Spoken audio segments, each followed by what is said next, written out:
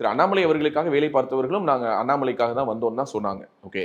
அதனுடைய அர்த்தம் அவங்க அண்ணாமலை அவர்கள் போட்டியிட்ட கோயம்புத்தூர்ல மட்டும் தான் வேலை பார்த்தாங்க. அல்லது அண்ணாமலை அவர்கள் இந்த கட்சியில பொறுப்பிலிருந்து மாற்றப்பட்டு வேற ஒரு பொறுப்பு கொடுக்கப்பட்டால் வேலை பார்க்க மாட்டாங்கன்னு அர்த்தம் கிடையாது. இப்போ மாவட்ட தலைவர்கள் அனௌன்ஸ்மெண்ட்ங்கிறது திரு அண்ணாமலை அவர்கள் மாநில தலைவராக இருந்தபொழுதே அனௌன்ஸ் பண்ணிட்டார்.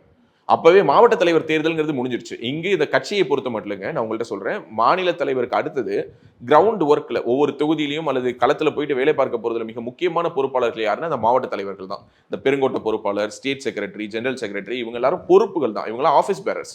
இவங்களுக்கும் களத்துக்கும் தொடர்பு இருக்கும் இல்லாமலும் இருக்கும். ஆனால் களத்துல களப்பணியாற்ற போறது யாருன்னா மாவட்ட தலைவர்கள் தான். அந்த மாவட்ட தலைவர்களை அண்ணாமலை அவர்கள் மாநில தலைவராக இருந்த பொழுதே நியமிச்சிட்டாரு.